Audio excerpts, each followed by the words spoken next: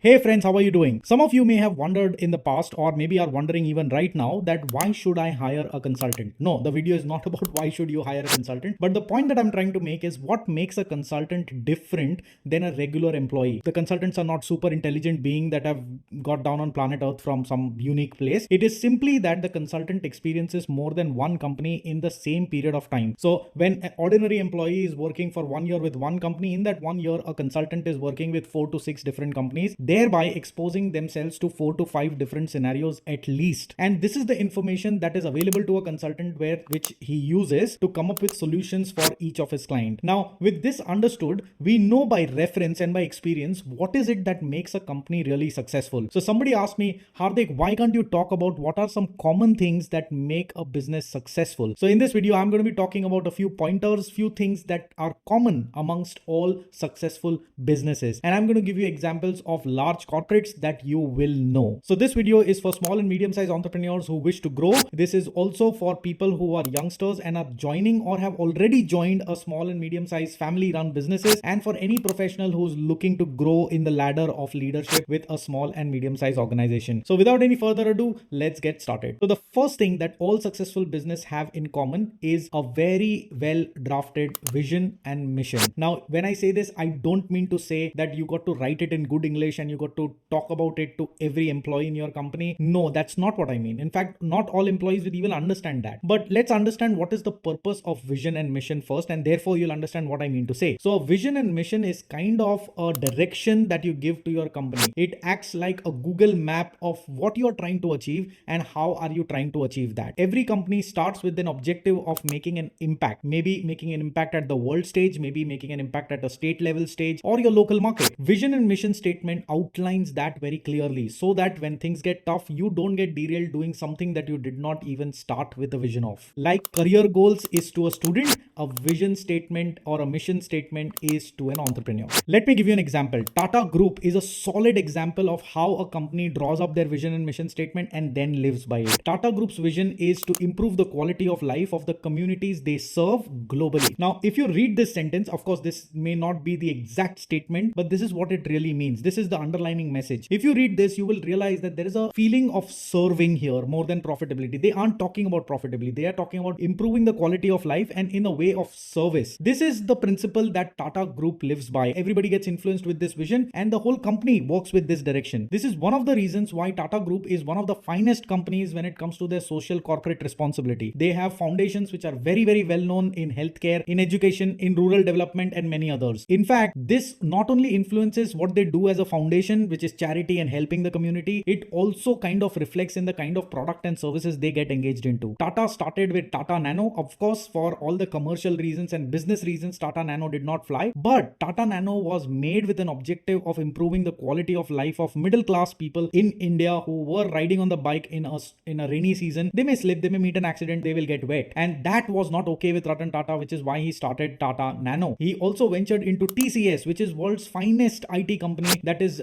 committed to excellence, which is again improvement of life, or Tata Power, which is focused on solar energy, which is going to directly impact the climate change. Now, whether it is this or that, Tata Group has been living the vision and mission, and that vision and mission is guiding the group in a certain direction. You got to think, what is the vision and mission that will guide your team, your company to the right direction? Point number 2, successful businesses always have very strong leadership. Now, if I have to talk about leadership, I can go on and talk for the entire video, but for the purpose of this video, I'm going to give you some pointers which mean good leadership. A good leadership means somebody who inspires people. So you got to inspire your people to do more. A good leadership is somebody who is able to set very clear goals for each individual in your company, not at a department level, but at each individual level. A good leadership is somebody who then, after setting the goals, guides and coaches and trains the people to help them achieve that goal. A good leadership is somebody who empowers the right kind of deserving candidates, people who have the skill to take the job, empowering them and giving them responsibility and allowing them to take it in their own fashion. That's what good leadership do. Good leadership create a culture of growth where the entire organization is striving to grow in their own capacities. If I have to give you an example, for me, Infosys is one company that stands very tall on its leadership. Mr. Shibulal, who was one of the 7 founding members of Infosys and also an ex-CEO, once in his interview with Instead said that they look at 3 qualities when it comes to leadership. The first quality is the ability to lead by an example. So they want leaders who can do things and then ask the people to follow. He also mentioned in the same breath that if a leader chooses to not do it, then he can't give that task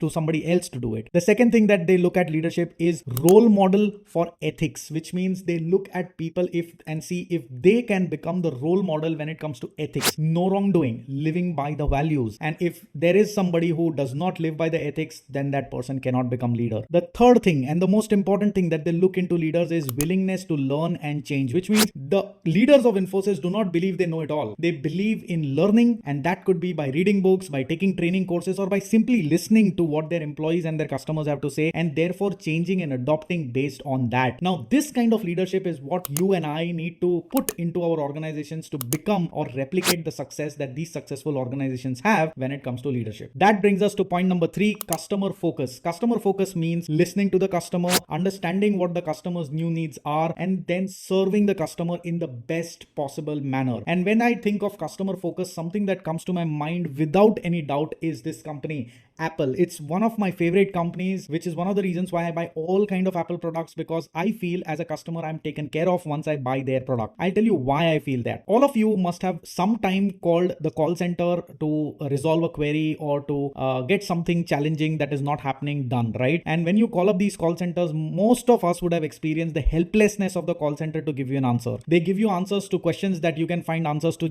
simply by browsing. You don't need to call the contact center. And if you call the contact center with something difficult, they don't have the answer themselves, and they kind of just keep making tickets and then delaying the resolution. But that does not happen with Apple. When you call up Apple, even for the slightest or the most complicated issue, they will make a ticket, and in case if the phone gets disconnected, guess what? You don't have to call. They call you back. In fact, if you even want to call the call center, you can simply ask for a call, and the first call also, it is the call center who will call you back. They take complete ownership of resolving your matter, even if it means that it takes 2 or 3 days. There is one representative for that issue who will keep following up and make sure that your issue is resolved. Now, this is called extreme customer focus. Now, all of this data, when it's collected, they kind of use that to make their new products, their new features. Even if they are not the first ones to bring the things in the market, when they bring it, it's bugless. There is no bug. The security is taken care of. The privacy is taken care of. And it is an insanely high quality product. So Apple is a brilliant example of customer focus. What are you doing to get customer focus enabled in your company? Are your employees thinking about customers? Are your employees taking the ownership of making sure that your customer is answered whenever there is a query, your customer inquiries or after sales support has been taken care of, and you are collecting data that can help you improve your product and your service quality, because those are the things that your customer is going to experience. That brings us to point number 4, which is continuous learning. This is something that all successful companies do.